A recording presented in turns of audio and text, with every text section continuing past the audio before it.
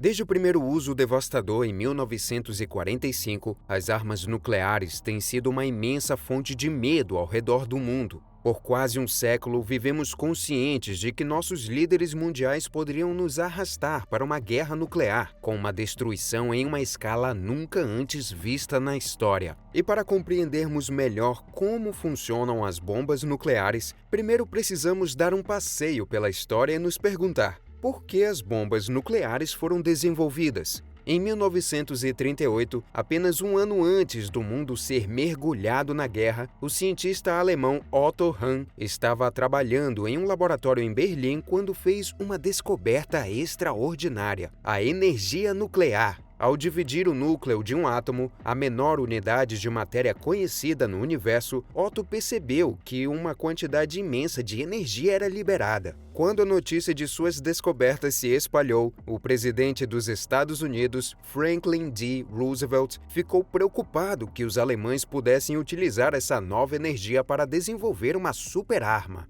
Por isso, ele solicitou aos cientistas americanos que desenvolvessem uma arma nuclear primeiro. Quando os Estados Unidos ingressaram na Segunda Guerra Mundial em dezembro de 1941, esses esforços foram intensificados e o presidente Roosevelt criou o Projeto Manhattan, que foi liderado pelo famoso físico Julius Robert Oppenheimer. Esse projeto foi uma colaboração entre o Exército e centenas de cientistas para tornar a energia nuclear uma arma militar. Apenas 4 anos após sua criação, o objetivo foi alcançado. Em 16 de julho de 1945, os Estados Unidos realizaram o primeiro teste de uma bomba nuclear, conhecido como Experiência Trinity. A bomba, contendo uma quantidade destrutiva equivalente a 1 quilotonelada, o que corresponde a 1.000 toneladas de explosivos convencionais, foi lançada de um avião sobre Socorro, Novo México.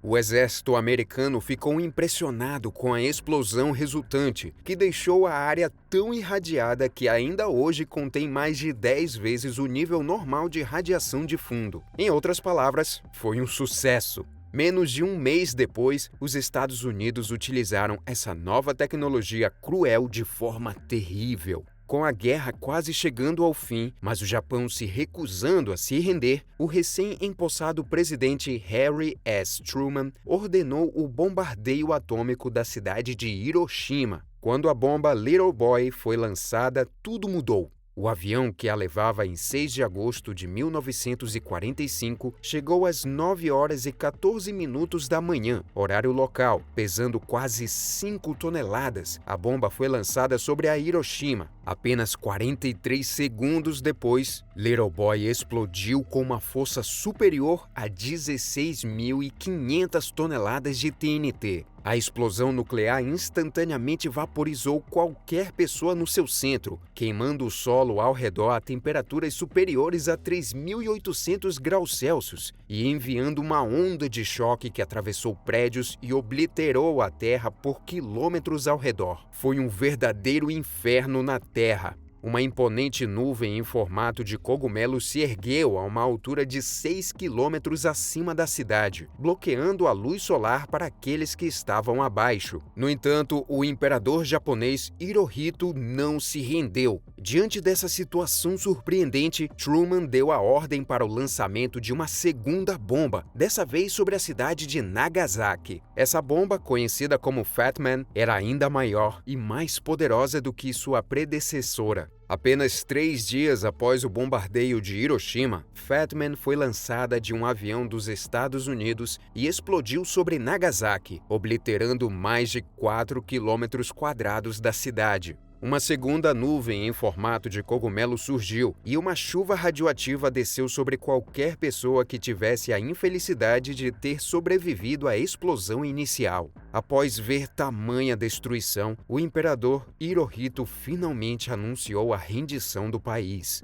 Infelizmente, mais de 200.000 vidas inocentes foram perdidas antes que os aliados vencessem a guerra. Nos anos seguintes à guerra, os Estados Unidos continuaram testando bombas atômicas, enquanto a União Soviética acelerou seu próprio programa nuclear, sendo a segunda nação a detonar com sucesso uma bomba nuclear em 1949. Assim, a Guerra Fria oficialmente começou, com duas nações com sistemas de crenças conflitantes possuindo as armas mais poderosas que a humanidade já viu. O resultado foi um período de tensão global, com o risco constante de um conflito nuclear. Neste vídeo, exploraremos o segredo por trás da imensa capacidade de destruição dessas bombas e, de fato, como elas funcionam. Algumas pessoas acreditam que as bombas atômicas e as bombas de hidrogênio são praticamente a mesma coisa. Até certo ponto isso é verdade, pois ambas são classificadas como armas nucleares. No entanto, para entender as diferenças, é necessário compreender o conceito básico. As armas nucleares são dispositivos de destruição em massa, que utilizam energia nuclear para gerar uma explosão. Essa energia está contida nos núcleos atômicos e é liberada durante reações nucleares e decaimento radioativo.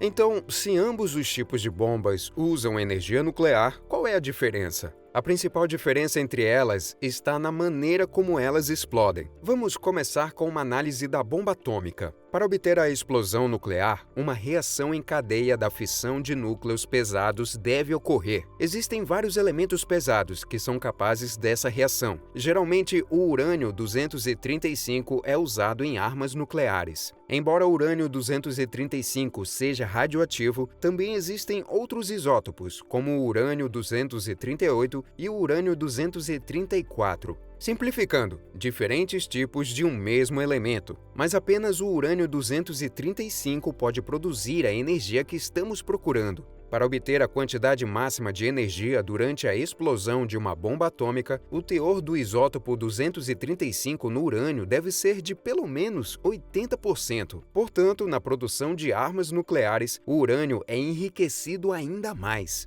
Se algo der errado nesse processo, há um plano B. Você também pode criar uma bomba de plutônio, que será baseada no isótopo 239. No entanto, esse elemento é raramente encontrado na natureza, o que significa que você teria que criá-lo artificialmente. Mas como uma arma dessas é lançada? A explosão nuclear ocorre quando uma quantidade específica de material físsil é concentrada em um único local, o que também é conhecido como massa crítica. Quando essa massa crítica é atingida, ocorre uma reação de decaimento nuclear com a liberação de energia. No entanto, para obter uma explosão poderosa, uma única massa crítica não é suficiente. Para criar uma bomba verdadeiramente destrutiva, são necessárias de 4 a 5 massas críticas de material. Existem diversas maneiras de se alcançar esse objetivo, mas vou falar sobre a principal, conhecida como implosão. Imagine uma bomba nuclear em forma de uma pequena esfera. Dentro dela estão todos os componentes necessários para uma reação nuclear, mas ainda não é suficiente para explodir. Para fazê-la explodir, criamos uma explosão controlada do lado de fora da bomba. Colocamos um explosivo na parte externa da bomba e o detonamos.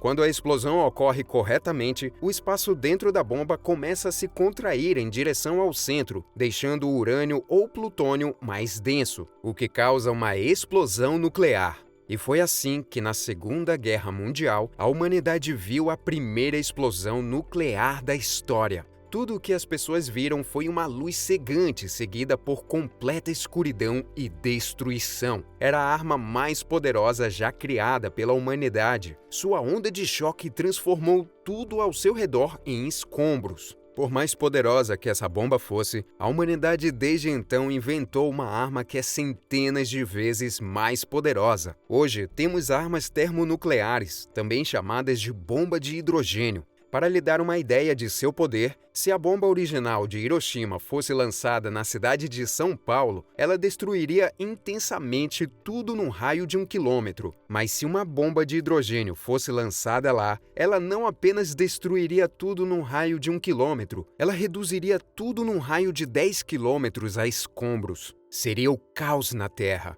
O mundo agora tem mais de 10.000 dessas bombas, capazes de destruir facilmente todas as pessoas do nosso planeta várias vezes. Mas o que torna a bomba de hidrogênio tão poderosa? A bomba em Hiroshima liberou uma energia de aproximadamente 16 mil toneladas de TNT. A primeira bomba de hidrogênio liberou uma energia equivalente a 10 milhões de toneladas de TNT. Enquanto a bomba atômica, como a lançada em Hiroshima, funcionava com o princípio de liberar energia através da fissão de átomos, também conhecida como fissão nuclear, a bomba de hidrogênio realiza algo ainda mais poderoso, que é a fusão de átomos. A fusão nuclear é ainda mais potente do que a fissão. Esse é o mesmo processo que alimenta o nosso Sol, e quando a fissão é combinada com a fusão em uma bomba de hidrogênio, gera-se uma energia de magnitude muito maior do que apenas com a fissão, tornando a bomba de hidrogênio centenas a milhares de vezes mais poderosa do que as bombas atômicas.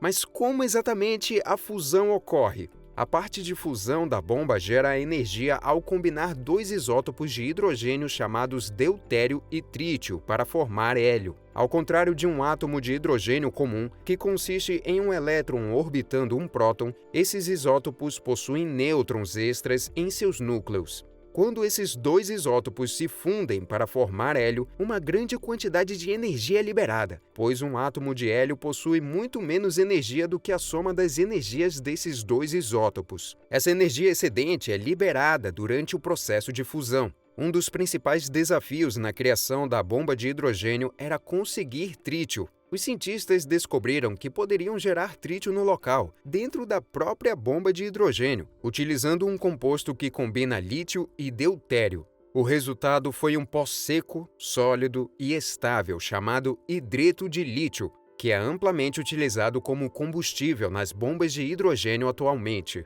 Mas como ocorre o processo de fusão? Normalmente, os núcleos de dois átomos não podem se fundir devido às suas cargas elétricas positivas fortes, que se repelem. É por isso que os cientistas escolheram o hidrogênio como o melhor candidato para a fusão, pois ele possui apenas um próton e, portanto, uma carga elétrica menor do que os átomos com vários prótons em seus núcleos. No entanto, se os núcleos se repelem, como eles podem se fundir? Acontece que, ao aumentar a temperatura para milhões de graus, é possível combinar os núcleos. À medida que a temperatura aumenta, os átomos aceleram. No entanto, é necessário um aumento extraordinário na velocidade dos átomos para que eles tenham a chance de superar a repulsão natural entre os núcleos. As temperaturas necessárias são extremamente altas, até mesmo superiores às encontradas no centro do Sol, que é de 15 milhões de graus Celsius. A temperatura necessária para a fusão nuclear é de 100 milhões de graus Celsius. Nessa temperatura, os isótopos se transformam em plasma, uma forma de matéria na qual os elétrons que orbitam os núcleos são arrancados, resultando em núcleos e elétrons flutuando livremente em uma sopa de alta temperatura. A alta temperatura permite que os núcleos se aproximem um do outro. Quando eles se aproximam a uma distância de cerca de 1/10 de 1 bilionésimo de metro, a força nuclear forte, que atua apenas em curtas distâncias, entra em ação e combina os prótons e nêutrons para formar um núcleo de hélio e um nêutron livre. Mas como alcançar uma temperatura de 100 milhões de graus? Aqui é onde entra em jogo a bomba de fissão ou bomba atômica dentro da bomba de hidrogênio. O objetivo da bomba de fissão é fornecer a energia necessária para aquecer a reação de fusão a esses 100 milhões de graus Celsius. Mas como elas funcionam juntas? Uma bomba de hidrogênio é composta por 3 bombas distintas. Ela contém uma bomba química convencional, uma bomba química de fissão semelhante à que foi lançada em Nagasaki e uma bomba de fusão. Todas essas partes trabalham em conjunto. A bomba química inicia a reação na bomba de fissão, que por sua vez inicia a reação na bomba de fusão. Para entender como isso funciona, temos que entender que a bomba é montada no topo de um míssil balístico. É nesse local que o invólucro da bomba de hidrogênio é posicionado. O invólucro da bomba é revestido com berílio, que age como um espelho para refletir os nêutrons de volta para o invólucro, impedindo que eles escapem. Uma pequena bomba atômica encontra-se no topo do invólucro, em formato esférico. A parte superior da esfera contém explosivos químicos convencionais que cercam o invólucro de berílio, dentro do qual está uma pequena esfera de urânio ou plutônio com cerca de 10 a 15 centímetros de diâmetro. Abaixo dessa bomba atômica encontra-se a bomba de hidrogênio ou bomba de fusão, que consiste em um cilindro feito de urânio. O combustível para a reação de fusão, o hidreto de lítio, está localizado dentro do cilindro, enquanto uma haste de plutônio encontra-se no núcleo do cilindro. Entre as bombas de fissão e fusão há um invólucro feito de isopor, e é agora que todas as partes trabalham juntas para causar uma explosão nuclear. Primeiro, a bomba de fissão é detonada pela explosão de explosivos químicos convencionais. Isso faz com que a esfera de plutônio 239 ou urânio 235 se comprima sobre si mesma, o que cria uma massa crítica.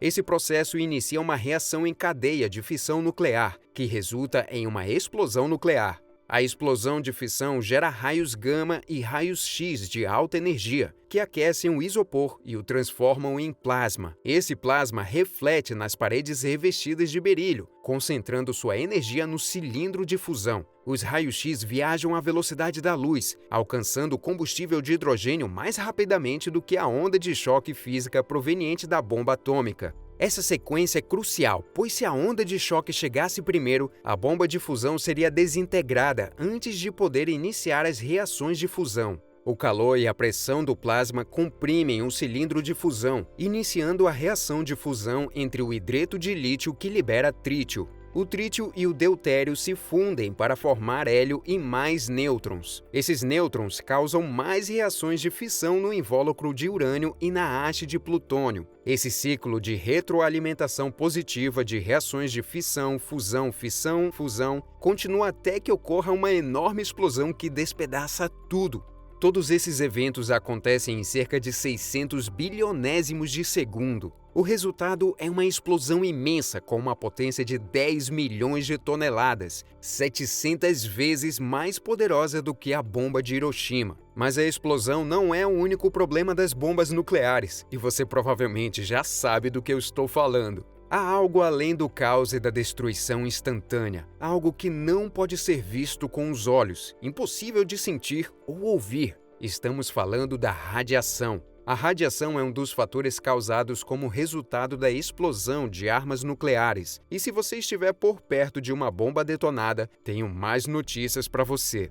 Existem 3 principais tipos de radiação ionizante: alfa, beta e gama. E por mais que não queiramos, todos contaminariam a área onde ocorreu a explosão nuclear. A radiação alfa não causará muitos danos. A roupa de uma pessoa pode protegê-la do contato com a pele exposta, mas também vale a pena proteger as membranas mucosas. A radiação beta é um pouco mais séria e pode causar danos significativos a uma distância de vários metros da fonte de radiação. Entre as consequências podem estar queimaduras por radiação e cataratas. É improvável que qualquer coisa nos proteja dos efeitos da radiação gama, exceto camadas espessas de certas substâncias, como chumbo e concreto. Com seu grande poder de penetração, ele literalmente permeia o corpo causando danos. As consequências mais conhecidas são a síndrome aguda da radiação, o câncer e as mutações genéticas. Agora já dá para ter uma ideia das diferenças entre a bomba atômica, da bomba de hidrogênio e como cada uma delas funciona. Se você ficou até aqui, é sinal de que gostou do nosso vídeo, então não se esqueça de curtir e se inscrever no canal. Comente a sua opinião sobre o assunto, ela é muito importante para nós. Nos vemos no próximo vídeo.